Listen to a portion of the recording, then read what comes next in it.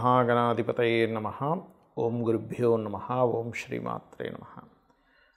అరుణాం కరుణాతరంగితాక్షీం ధృతపాశాంకుశపుష్పబాణచాపాం అనిమాదిభిరావృతాం మయూకైః అహమిత్యేవ విభావయే భవానీం. శ్రీమాత్రే నమః.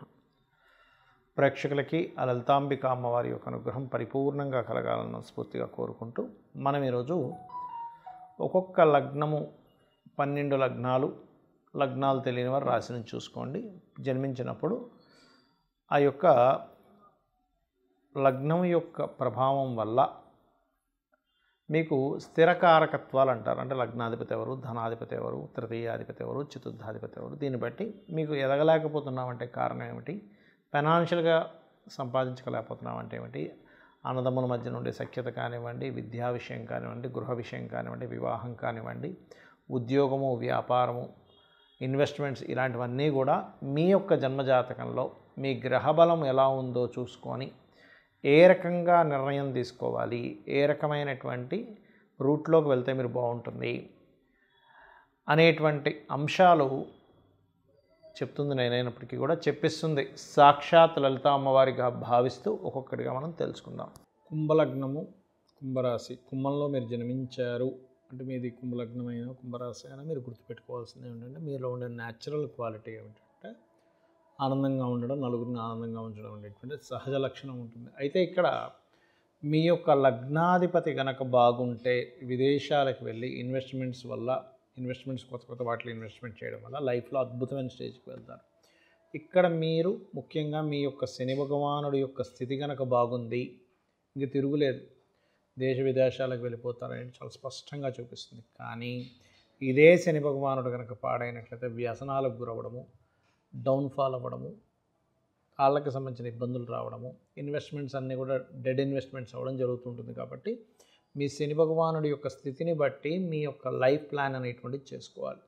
అయితే కుంభం వారికి చక్కగా మీకు ధన లాభాధిపతి గురువు అవుతాడు. కాబట్టి మీకు కూడా ఇన్బిల్ట్గా కొంత ఈ యోగం అనేటువంటిది ఉంటుంది. షేర్ మార్కెట్ మీద ఇంట్రెస్ట్ కానీ, షేర్ మార్కెట్ చేయాలని కానీ, కొంచెం వ్యాపారపరంగా అద్భుతమైన స్టేజ్కి వెళ్ళాలనే ఆలోచన విధానం ఉంటుంది. కానీ ఇక్కడ ఈ గురువు బుధుడు ఉండేటువంటి స్థితిని బట్టి మీకు యోగం ఉంటుంది.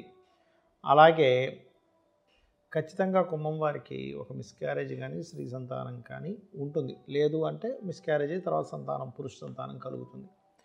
90% ఆఫ్ కేసెస్లో జరుగుతుంది. ఎవరికో ఒకరిద్దరికి మిస్ అవ్వచ్చేమో. కానీ ఇక్కడ మీరు మీ యొక్క ధన సంబంధించినటువంటి విషయంలో మంచి అభివృద్ధి కలగాలి అంటే దక్షిణామూర్తి స్తోత్ర పఠనం, వృత్తుల్లో ముఖ్యంగా ఎవరికైనా నేర్పడం, guiding, training, occult related educations, occult related సంబంధించినటువంటి వాటిల్లో రాణించడము, teaching, training, consultancies, banking, finance, ఇట్లాంటి వాటిల్లో త్వరగా రాణించేటువంటి ఆస్కారం ఉంటుంది. కాకపోతే మీ ధనాధిపతి ఎవరితో కలిసి ఉన్నాడు, ఏ రాశుల్లో ఉన్నాడనే దాన్ని బట్టి మారుతూ ఉంటుంది. కాకపోతే కుంభం వారికి కాస్త కెరియర్ విషయంలో, సెట్ అయ్యే విషయంలో కాస్త ఎక్కువ స్ట్రెస్ ఉంటుంది. కుంభం వారికి అంటే ఒక కెరియర్ సెట్ అయ్యే విషయంలో ఎక్కువ ప్రయత్నం చేయాలి. ఆ యొక్క ప్రయత్నం సఫలీకృతం అవ్వాలి అంటే మీరు చేయవలసింది ఏమిటి అంటే చక్కగా మీకు సుబ్రహ్మణ్యేశ్వర స్వామి కానీ, ఆంజనేయ స్వామి కానీ ఆరాధన చేయడము, మీ యొక్క కుజుడు యొక్క స్ట్రెంగ్త్ ఎలా ఉందో చూసుకోవాలి. కుజుడు బాగా బలహీనంగా ఉన్నాడు అనుకోండి, కుంభలగ్నం వాళ్ళకి కొంచెం సెటిల్ అయ్యేటువంటి విషయంలో, ఉద్యోగంలో కావచ్చు, వ్యాపారంలో కావచ్చు, సెటిల్ అయ్యేటువంటి విషయాల్లో జాగ్రత్త పడవలసి వస్తూ ఉంటుంది. జాగ్రత్తగా చూసుకొని అడుగు వేయాలి. మరియు వ్యాపార విషయం కనుక చూసుకున్నట్లయితే అష్టమాధిపతి అయినటువంటి బుధుడు, ఎందుకంటే పంచమాధిపతి బుధుడు అయినందుకు త్వరగా క్యాలిక్యులేషన్స్ వేయడం కానీ, కొంచెం ఫాస్ట్ మూమెంట్ అనేటువంటిది ఉంటుంది ఏదైనా ఒక అంచనా వేసేటువంటి విషయంలో. అయితే ఈ కుంభం వారికి చంద్రుడు ముఖ్యంగా పూర్వజన్మ కర్మకారకుడు అవుతాడు. దీనివల్ల కొంత మానసికంగా స్ట్రెస్ అవ్వడము, తల్లిగారితో కొంత ఇబ్బంది రావడము, లేనట్లయితే కొన్ని వాటర్ రిలేటెడ్ బిజినెస్లు ఉంటాయి, కొన్ని వాటర్ రిలేటెడ్ ఇట్లాంటి వాటిలో ఫుడ్ రిలేటెడ్ బిజినెస్లు చేసేటప్పుడు కాస్త చూసుకొని చేయడము, ఇటువంటి జాగ్రత్త ఖచ్చితంగా తీసుకోవాలి. అయితే మీ యొక్క జీవిత భాగస్వామి కొంచెం డిగ్నిఫైడ్ నేచర్ కలిగినట్టు వ్యక్తులై ఉంటారు సర్వసాధారణంగా కుంభం వారికి. అంటే కొంత రెస్పెక్ట్గా ఉండాలి. అయితే ఇక్కడ ఎవరికైనా వివాహం అవ్వట్లేదు, వివాహం విషయంలో ఇబ్బంది పడుతున్నాం అనుకున్నప్పుడు మీ యొక్క సూర్య భగవానుడి యొక్క స్థితి ఎలా ఉంది అనేటువంటిది తెలుసుకోవాలి. మీ సూర్యుడి యొక్క స్థితి మీ జీవిత భాగస్వామి యొక్క లక్షణాలని, మీకు జీవిత భాగస్వామి ద్వారా వచ్చేటువంటి లాభాలు, లేకపోతే వాళ్ళ వల్ల మీరు స్ట్రెస్ అవుతారా, బాగుంటారా అనేటువంటిది ఈ కుంభం వారికి ముఖ్యంగా శని రవుల యొక్క స్థితిని బట్టి తెలుస్తుందంటే లగ్న సప్తమాలు, లగ్న వ్యయ సప్తమాలను బట్టి దీని యొక్క ప్రభావం అనేటువంటిది ఉంటుంది. అయితే ఇక్కడ ఎవరికైనా కూడా ధనలాభాలు ప్రధాన పాత్రను పోషిస్తున్నాయి కాబట్టి ధనపరమైనటువంటి ఇబ్బంది తగ్గాలి అంటే మీరు ఎక్కువగా మంత్రం చేసేది విష్ణు మంత్రాన్ని, దక్షిణామూర్తి స్తోత్ర పఠనాన్ని చేస్తూ మీరు గనక ఎక్కువగా మీ కెరీర్ పరంగా బాగా కొంతమందికి ఏమైపోతుందంటే వీరికే కాకుండా వీళ్ళ సిబ్లింగ్స్ కూడా కెరీర్ విషయంలో సరైనటువంటి సెటిల్మెంట్ అనేటువంటిది ఉండదు కుంభం వారికి. అలాంటప్పుడు మీరైతేనేమో ప్రత్యేకంగా ఈ సుబ్రహ్మణ్యేశ్వర స్వామి, ఆంజనేయ స్వామి ఆలయాలకు వెళ్ళడము, గోవులకు క్యారెట్స్ తినిపించడం ఎక్కువగా చేస్తూ ఉండాలి. మరి మీ సిబ్లింగ్స్కి కూడా అలాంటి ప్రాబ్లమ్స్ ఎక్కువ ఫేస్ చేస్తున్నప్పుడు వారిని ఎక్కువగా గోవులకి బెల్లము తినిపించమని చెప్తూ ఉండాలి.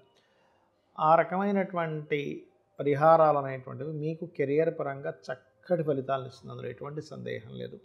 అయితే మీకు మంచి తెలివితేటలు ఉన్నటువంటి పిల్లలు, అలాగే వాళ్ళు విద్యాపరంగా బాగా రాణించడం, ఇవన్నీ కూడా మీ బుధుడు యొక్క స్థితి బట్టి ఉంటుంది. పిల్లలు సరైనటువంటి ప్రయోజకులు అవ్వట్లేదు అంటే బుధగ్రహానికి సంబంధించిన పరిహారాలు అంటే గోవులకి గోంగూర తినిపించడము, లేనట్లయితే కొంత పెసలు దానంగా ఇవి కనుక చేస్తున్నట్లయితే సంతాన సంబంధించిన విషయాల్లో ఇబ్బంది ఉన్నా కూడా తొలగిపోతుంది. అయితే ఇక్కడ చాలామందికి ఏంటంటే మేము ఎన్నో పూజలు చేస్తున్నామండి, జాతకంలో ఈ గ్రహం బాలేదన్నారు, పలానా దేవతామూర్తి దగ్గరికి వెళ్ళాము, పలానా ఇంట్లో పలానా పూజ సంబంధించి చేసుకుంటున్నాము, ఇవన్నీ చెప్తూ ఉంటారు. కానీ ఇక్కడ మనం అర్థం చేసుకోవాల్సిన విషయం ఏంటంటే పూజ తల్లి యొక్క ప్రేమ, వాత్సల్యము, అనురాగం ఇవన్నీ కూడా బాహ్యంగా చేసేవి కాదు, బాహ్యంగా చూపించేవి కాదు, మనసుతో చూపించేవి. ముఖ్యంగా ఆ పూజ అనేటువంటిది ఏదైతే ఉందో మీరు మానసికంగా ఎప్పుడైతే చేస్తారో, అంటే బాహ్య పూజలు చేయొద్దని కదా నా ఉద్దేశం, మనసు దానికి కనెక్ట్ అవ్వాలి. మనసు ఎప్పుడైతే కనెక్ట్ అవ్వటం లేదో మీరు చేసేటువంటి పూజలో దేవతా సంబంధించినటువంటిది కనెక్ట్ అవ్వట్లేదని ఒక క్లారిటీ మీరు పెంచుకోవాలి. అలా మీరు కనుక మనసుని పెట్టి కనుక మీరు పూజ చేయగలిగితే, ఇప్పుడు మనం గ్రహం పలానాది బాలేదు, ధనాధిపతి బాలేడు, అందుకే ధన సంబంధించిన ఇబ్బంది వస్తుంది అన్నప్పుడు మీరు మనసు పెట్టి కనుక ఓం సంపత్కరీ సమారూఢ సింధుర వ్రజ సేవితాయే నమః అని చదివారనుకోండి, 100% ఆ మంత్రం పనిచేస్తుంది. మనసుతో ఇప్పుడు గోశాలకు వెళ్ళారు, ఫైనాన్షియల్గా బాగా ఉండాలి అని అనుకుంటున్నాం, అప్పుడు ఏం చెప్తారు రెమెడీ? తీపి చపాతీలు అంటారు. అంటే ఏంటి? నూనె వేయకుండా ఒక 3 చపాతీలు తీసుకొని దానికి తేనెను పూసి చిన్న చిన్న ముక్కలు చేసి ఓం సంపత్కరీ సమారూఢ సింధుర వ్రజ సేవితాయ నమః అని కానీ, లేదా ఓం ధర్మాధ్యక్ష ధనాధ్యక్ష ధనధాన్య వివర్ధనీయ నమః అని కానీ పెడుతూ ఉన్నట్లయితే ఖచ్చితంగా, అంటే ఇక్కడ ఏంటి, మనసు కనెక్ట్ అవ్వాలి. ఏదో వచ్చాము హడావిడిగా వెళ్ళిపోవాలి, ఇప్పుడు తొందరగా గోశాలలో ఇది పెట్టేసి వెళ్ళిపోదాం, అలా కాదు. ఇప్పుడు మీరు ఎందుకంటే మీరు ఒక ఇంటికి వెళ్ళారు అతిథిగా, వాళ్ళు రిసీవింగ్ బాగుంటూ వాళ్ళు చక్కగా మాట్లాడి వాళ్ళు చక్కగా అన్నీ చేసుకుని ఉంటే ఎలా ఉంటుందండి వాళ్ళ లైఫ్, మీకు చాలా హ్యాపీగా అనిపిస్తుంది. అలా కాకుండా వాళ్ళు మిమ్మల్ని పట్టించుకోనట్టుగా ఏదో మీరు వచ్చారు ఎప్పుడు వెళ్ళిపోతారు అన్నట్టుగా చూస్తూ ఉంటే ఎలా ఉంటుంది, మీకు ఆ ఇంటికి వెళ్ళబుద్ధి కాదు. అలాగే సేమ్ యాజ్ ఇట్ ఈజ్ మీకేంటంటే ఎప్పుడైనా ఒకటే గుర్తుపెట్టుకోండి, మనసు సంబంధం లేకుండా చేసే పూజలు, భక్తికి సంబంధం లేకుండా అందులో మీరు రమించకుండా ఆ మంత్రంలో అది మీకు ఫలించదు. అదేదో బాహ్యంగా ఏదో కూర్చున్నారు ఒక మంత్రం అనుకుంటున్నారు, కానీ దాని ఫలితం అంతవరకే ఉంటుంది, పూర్తి స్థాయి ఫలితం రాదు. అలాగే మరి కొంతమందికి జాతకం ఉండదు, కానీ వాళ్ళకుండే ప్రాబ్లమ్ని బట్టి వాళ్ళకి ఫలానా గ్రహం పాడైందని మీరు అర్థం చేసుకోవాలంటే, అలాగా వివాహం అవ్వట్లేదు, ఓకే శుక్రుడు పాడయ్యాడు లేదా సప్తమ స్థానం పాడైందనేటువంటిది మీకు అర్థమయ్యి మీరు వివాహ సంబంధించిన విషయాలు లోకంలో జరుగుతున్న వాటికి మీరు ఏదైనా హెల్ప్ చేయగలగాలి. అప్పుడు ప్రకృతి మనకి ఇస్తుంది ఆ యొక్క యోగాన్ని. అలాగే కొంతమందికి చదువు మీద పెద్దగా ధ్యాస వెళ్ళదు, అలాంటి కూడా వాళ్ళ పిల్లలకి వెళ్ళట్లేదు, అలాంటప్పుడు ఈ పుస్తకాలు కానీ ఇలాంటివన్నీ కూడా వేరే వారికి దానంగా ఇస్తూ ఉండాలి స్కూల్స్లో, గవర్నమెంట్ స్కూల్స్లో. ఇదేంటంటే ప్రకృతి సంబంధంగా మనం ఏదైతే ఇబ్బంది పడుతున్నామో ప్రకృతిలో మిగతా వారికి మనం సహాయం చేయడం ద్వారా ఆ కర్మని తొలగించుకొని దాన్ని మనం పొందగలుగుతాం, ఇది అర్థం చేసుకోవాలి. అలాగే గృహయోగం అయితే అలాని గృహం దానం ఇవ్వడం అని కాదు, అక్కడ మీరు వారాహి అమ్మవారి స్తోత్రం చేసుకోవడము.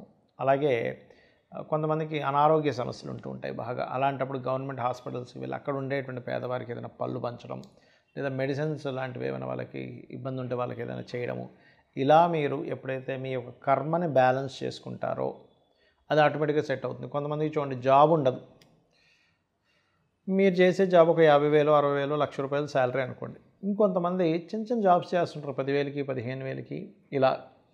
అప్పుడు మీకు ఆ స్కోప్ తెలుస్తుంది, పలానా షాప్లో పలానా జాబ్ రెడీగా ఉంది. మీకు తెలిసిన ఒక వ్యక్తి ఆ జాబ్ కోసం వెతుకుతున్నాడు, పెద్దగా చదువుకోలేదు, ఓ 15,000 జాబ్కైనా సెట్ అవుతానంటున్నాడు. అలాంటప్పుడు మీరు ఆ వ్యక్తికి ఏమంటే పలానా దగ్గర ఉందని ఒక చిన్న మాట సహాయం కనుక మీరు చేయగలిగితే మీకు ప్రకృతి ఏం చేస్తుందంటే మీరు ఇంకొకరి నుంచి పొందేలా చేస్తుంది. అంటే మనం ఏదైతే ఇస్తామో ప్రకృతికి అది మనకిస్తుంది. ఇది ప్రధానంగా గుర్తుపెట్టుకోండి. మనం ఏది ఇస్తామో అది మనం పొందుతాము. అలాగే మరి ఈ దేవతా సంబంధించింది ఎలా పొందుతాము అంటే మనకి శాస్త్రం ఏం చెప్తుందంటే మీరు గంధం, పంచోపచారాల్లో గంధాన్ని మీరు సమర్పిస్తారు. భూతత్వ సంబంధించినటువంటి ఎనర్జీస్ మనకు వస్తాయి ఈశ్వరుడికి సమర్పించినప్పుడు.